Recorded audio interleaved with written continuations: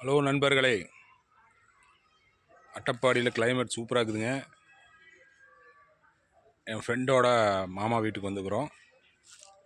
பாருங்கள், சூப்பராக ஆலமரம், பெரிய ஆலமரம், சுற்றியும் பச்சை பசையாக இருக்குதுங்க. பாக்கு மரம், ஜாதிக்காய் செடி, மிளகு செடி எல்லாம் சூப்பராக இருக்குதுங்க. கிளைமேட் அருமையாக இருக்குது.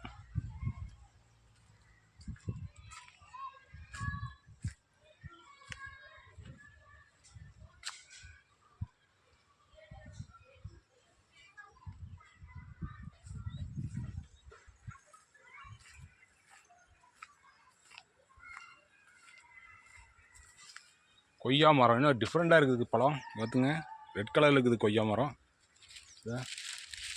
பழம் உள்ளே எப்படி இருக்குது பாருங்கள். கொய்யா மரம், ஓ கொய்யா மரம் பாருங்கள், ரெட் கலரில் இருக்குது பாருங்க. ஒரு காயே ஒரு டிஃப்ரெண்ட்டான கலரில் இருக்குது. செமையாக இருக்குது. இதில் கொய்யாப்பழம் காயாத்தான் இருக்க மாட்டேங்குது, நிறையா இருக்குது.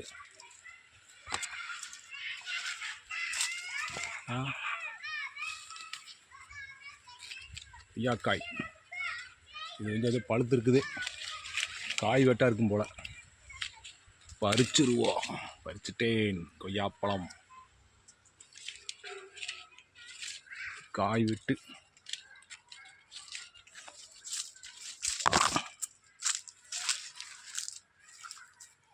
இதாங்க, இது கொக்கோ மரம் இதுதாங்க. இதை பறித்து பெருசாக காய், கொய்யாப்பழம் மட்டும் பெருசாக இருக்கும். பறித்து அதை உடச்சி அது உள்ள பாதாமாட்டம் இருக்கும். அதை காய வச்சு எடுத்து இந்த சாக்லேட்டு கேக்கு செய்கிறக்கெல்லாம் கம்பெனிக்காரங்க வந்து இங்கே நேரடியாக வாங்கிட்டு போயிடுவாங்க. இதை பாருங்க, பப்பாளி செமையாக இருக்குது. பழம் நிறையா செடி வகைகள் வச்சுருக்காங்க.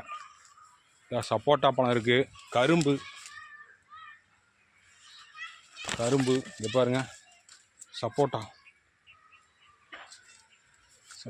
மரம், கரும்பு பாருங்க, பிளாக்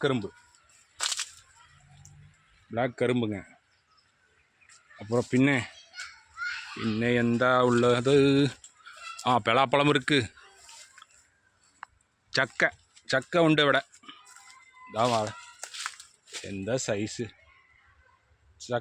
சக்கை பாருங்கள். சக்கை பலாப்பழமானும்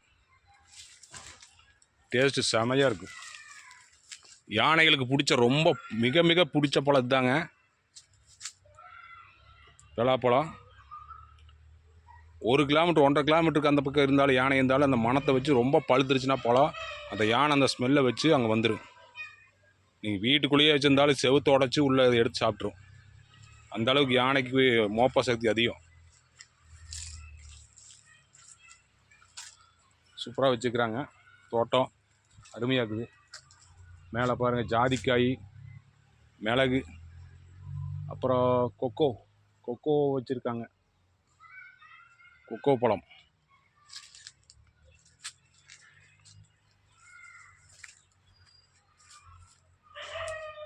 சூப்பராக இருக்குது ஏரியா.